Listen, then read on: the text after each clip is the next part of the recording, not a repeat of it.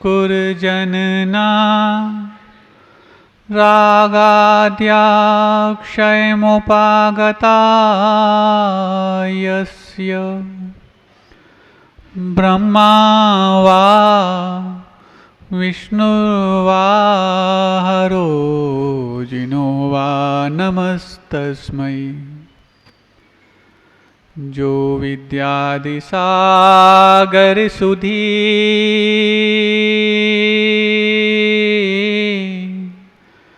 जो विद्यादिसागर सुधी गुरु हैं हितैषी शुद्धात्ममय निरत नित्य हितोपदेशी। वे पाप ग्रीष्म ऋतु में जल हैं सयाने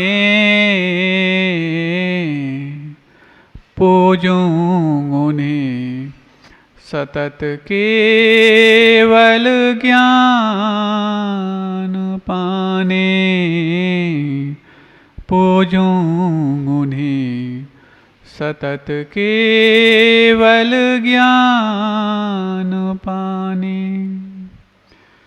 देवाधिदेव 1000 श्री मुनि सुव्रतनाथ भगवान की परम पूज्य आचार्य परमेष्ठी गुरुदेव श्री विद्यासागर जी महामुनिराज की पूज्य आचार्य श्री समय सागर जी महाराज की परम पूज्य मुनि श्री सौम्य सागर जी महाराज की जय हो की।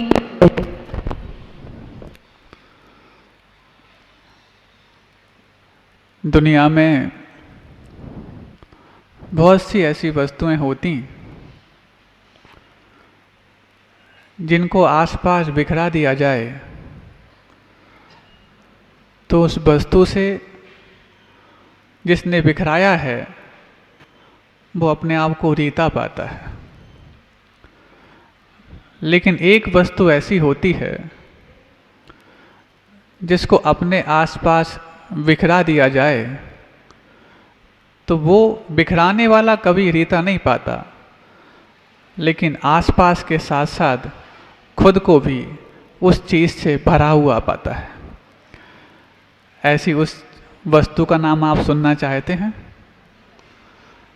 उसी वस्तु का नाम है मुस्कान।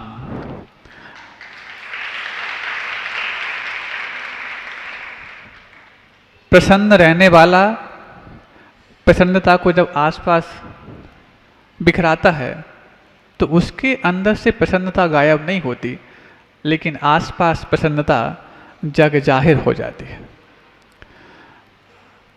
बहुत देर से आप लोग पूजन कर रहे थे। पूजन करते करते पता नहीं कौन कौन सी भावनाएं और भा रहे थे। उस समय एक भावना भाई महाराज जी के चरणों में।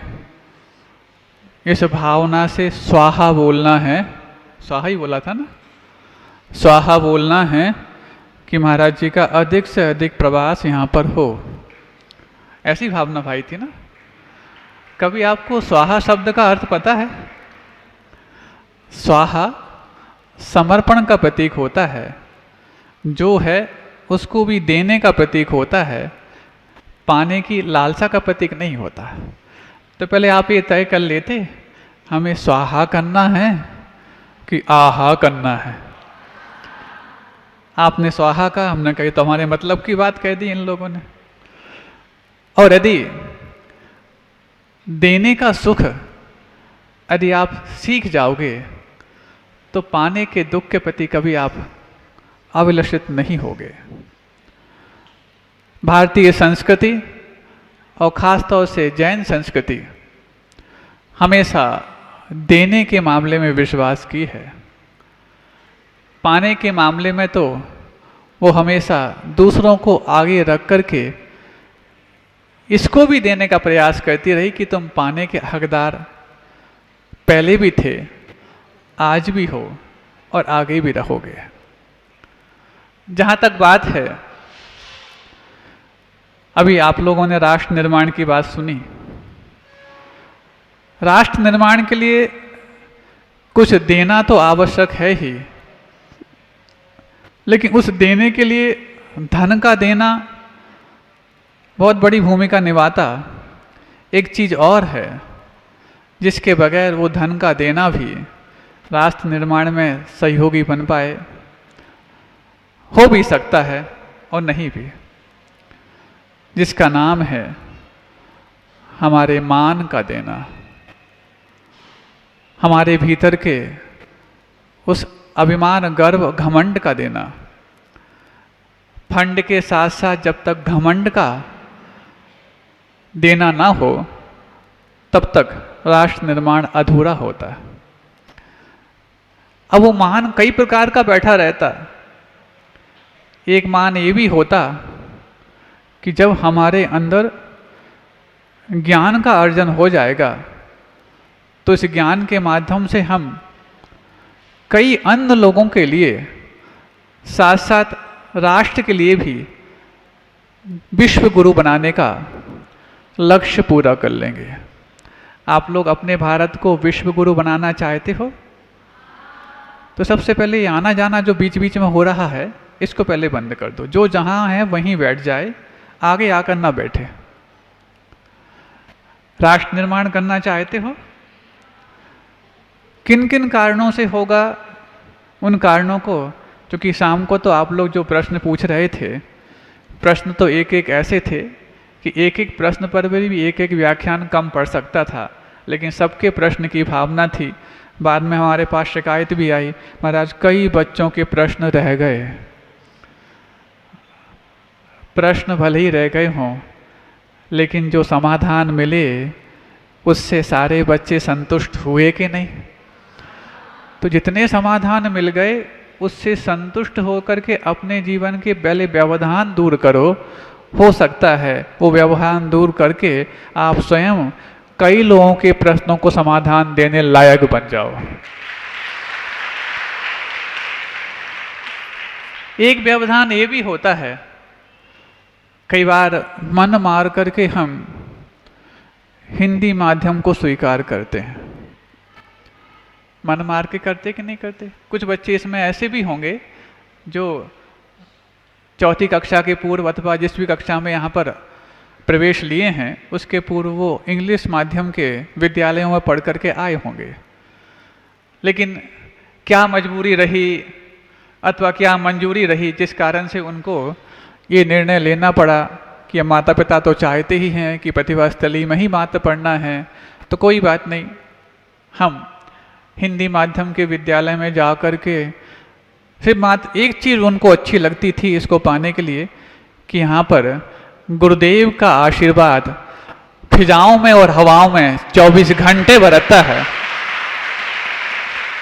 सिर्फ एक यही चीज़ शायद आपको अच्छी लगी होगी जिस कारण से आपने इतना कठोर निर्णय लिया होगा। कुछ लोगों को इससे भी बड़ी चीज़ और भी लगी होंगी, इतनी सारी बहनें आपकी परवरिश के लिए यहाँ पर हैं।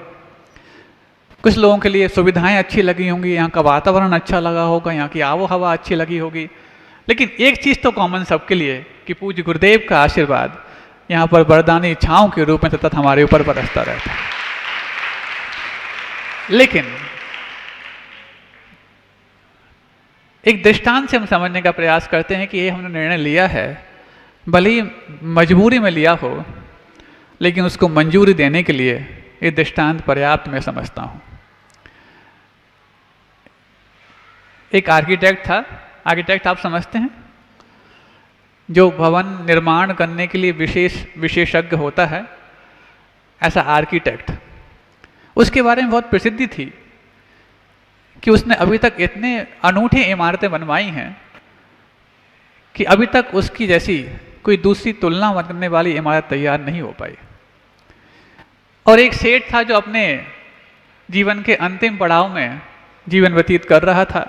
उसको लगा मैंने दुनिया में बहुत बड़े बड़े काम किए हैं, लेकिन एक ऐसा काम जो मेरे लिए, मेरी पीढ़ियों के लिए सदियों तक स्वाभिमान रखने के लिए कारण बन पाए, ऐसा मैं आज तक कोई काम नहीं कर पाया। हर व्यक्ति के जीवन में स्वाभिमान की अपने अपने लक्ष्य हुआ करते हैं, आप लोगों के जीवन में भी होंगे। किसी को डॉक्टर बनना हो, किसी को मिनिस्टर बनना, किसी को कलेक्टर बनना, किसी के लिए मास्टर बनना, किसी और सब। लेकिन डॉक्टर बनना है, कलेक्टर बनना है, ये बनने की मांग पहले अंदर से बंद कर दो, कुछ करने की भावना पहले बाहर से भी पैदा कर लो। बनना तब सार्थक होगा जब करने के भाव साधना के साथ आपके साथ जुड़ पाएंगे। हर व्यक्ति बनना चाहता है, everybody want to be something different, everybody want to become a number one, to remain the number one, to retain the number one. महाराज आप भी तो इंग्लिश में बात कर रहे हैं, क्योंकि आप लोग के मन में जब इस प्रकार की हॉबी पैदा होती हैं, इसी इंग्लिश के शब्दों के रूप में पैदा होती हैं, तो आपकी बात तक मैं भीतर तक जुड़ पाऊँ, इसलिए उन शब्दों का मैंने प्रयोग कर दिया जिनके मायने यहाँ पर दिए जाने वाले व्याख्यान से बहुत ज़्यादा अपने आप में ताल्लुक नहीं रखते, लेकिन फिर भी आपको बात समझ में आ पाए इसलिए मैंने उनको उपयोग किया है। सोचा उसने एक ऐसी इमारत बनवा ली जाए, ऐसी मीनार बना ली जाए जो अपने आप में अभी तक की सबसे अद्भुत हो और मेरे पूरे परिवार के लिए गौरव के लिए कारण बने। उसने उस आर्किटेक्ट को बुलाया, सुना है आप अभी तक की सबसे बेजोड़ इमारतें बनाने के लिए शुमार हैं। मैं इमारत तो नहीं, मैं एक मीनार बनाना चाहता हूँ। मीनार समझते हैं आप? आपने नाम सुना कुतुब मीनार का? इसी टाइप की मीनारें होती हैं। तो उसने सोचा कि एक मीनार मुझे बनवाना है जो अब तक की विश्व की सबसे अद्भुत और बेजोड़ मीनार हो। और उसको बोल दिया आपके लिए पैसे की चिंता नहीं करना, फंड की चिंता नहीं करना, लेकिन मैं घमंड कर पाऊँ ऐसी चिंता अवश्य करना, क्योंकि मैं ऐसी बेजोड़ इमारत और मीनार बनाने जा रहा हूँ। दुनिया के अव्वल दर्जे के कारीगर बुलाना, अव्वल दर्जे के मजदूर बुलाना, अव्वल दर्जे का मटेरियल बुलाना, किसी प्रकार से कोई कमी ना रह जाए, और पैसे की चिंता नहीं करना है। और टाइम तुम्हारे पास 1 साल का है, जो कि मैं जीवन के अंतिम पड़ाव में हूँ और पता नहीं मैं कब गुजर जाऊँ। मैं अपने सामने मीनार बनते देख जाऊँ ताकि मैं इस सुकून के साथ मरूँ कि मैंने कुछ ऐसा काम किया है जो मेरी पीढ़ियों के लिए याद रखने लायक कारण बनेगा। ठीक है, जब पैसे की कोई चिंता वाली बात नहीं है तो भवनें और इमारतें बनना कोई बड़ी बात नहीं, क्योंकि सबसे ज़्यादा यदि किसी बड़े काम में दिक्कत आती है तो फंड की आती, फिर दूसरे बात घमंड की आती। मतलब घमंड की कौन सी दिक्कत आती? घमंड एक ही घमंड सबके साथ जुड़ा हुआ एक ऐसा मनुष्य गति का तोहफा है जिसको कंट्रोल कर पाना मनुष्य गति में सबसे कम संभव हो पाता है। मनुष्यों में मान, त्रियंचों में माया, देवों में लोभ और नरकों में क्रोध, ये चारों कषायें अपनी अपनी एक प्रमुखता से लिए हुए तासीर को लेकर के कषाय हैं। और मनुष्यों में मान इसलिए है क्योंकि वो मनुष्य मान का पुतला है, इसीलिए विनय को अंतरंग तप कहा गया। अंतरंग तप इसलिए कहा क्योंकि मानी व्यक्ति को विनय कर पाना सबसे अंदर से अपने आप को झुकाने और कचोटने के लिए कारण बनता है। दूसरा कोई व्यक्ति हो वो विनय कर जाए कोई बड़ी बात नहीं, माया जिसके अंदर हो विनय कर जाए कोई बड़ी बात नहीं, क्योंकि मायाचारी के माध्यम से विनय तो बहुत आसान होती है, मन में कुछ और वचन में कुछ और। लेकिन मानी व्यक्ति के लिए विनय करना, वो अपने मान को ठीक ठाक करने के लिए कई बार अपमान भी झेल लेता है। पर्टिकुलर मेरा वो मान पूरा होना चाहिए, भले इसके बदले में कितना भी अपमान सहन कर लूँ कोई दिक्कत नहीं होती। मनुष्य को मान को कंट्रोल करना इसलिए भी कठिन है क्योंकि उसके जीवन में मान की सर्वाधिक पारी आती हैं, ऐसे सिद्धांत हैं। तो वो सोच रहा है कि मैं मीनार का निर्माण करूं, और मीनार का निर्माण करते वक्त उसने सारी सहूलियत दे दी उस आर्किटेक्ट के लिए।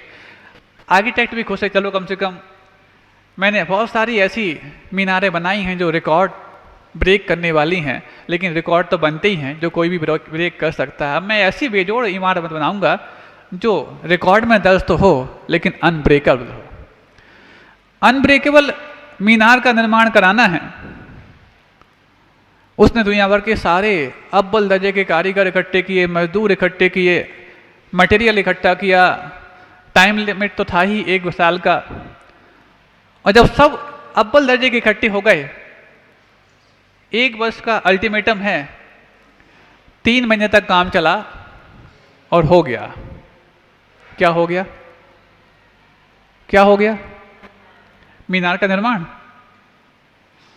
हो गया का मतलब देखो हमारी तरफ, हो गया। क्या हुआ? 3 महीने में हो गया? 3 महीने में मीनार का निर्माण नहीं हुआ। तो फिर क्या हो गया? सब ठप हो गया। क्यों ठप हो गया? पैसे की कमी आ गई? नहीं, पैसे की कोई कमी नहीं थी। किस चीज़ की कमी आ गई? तो दुनिया भर के सारे अव्वल दर्जे के जो विशेषज्ञ इकट्ठे किए थे, कारीगर किसी अलग देश के थे, इंजीनियर्स किसी अलग देश के थे, मजदूर किसी अलग देश के थे, मटेरियल किसी अलग देश से आया था, क्योंकि अपने अपने अव्वल दर्जे का आया था।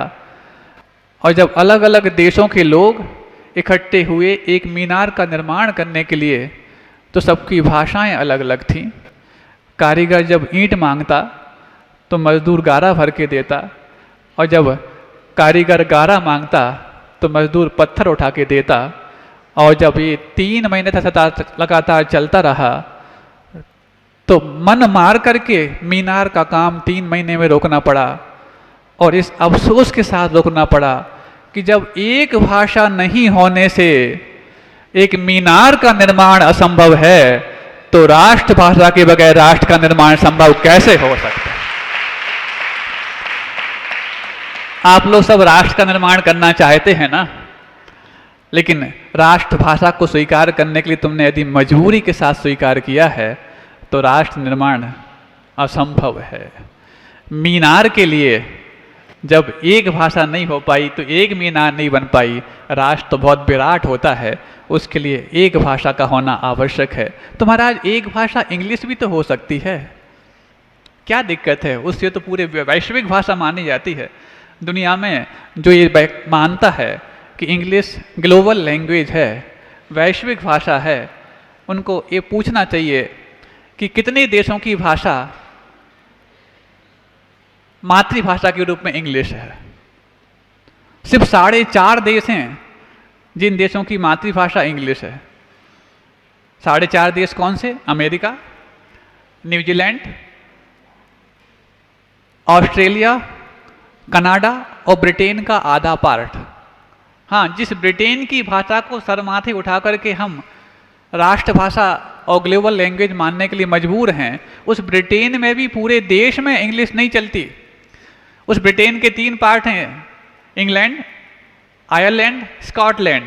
और स्कॉटलैंड में यदि आप इंग्लिश बोलते पाए गए तो सबसे पहले आपके लिए 2 चांटे रसीद किए जाएंगे कि आप स्कॉटलैंड में आके इंग्लिश कैसे बोल रहे हैं।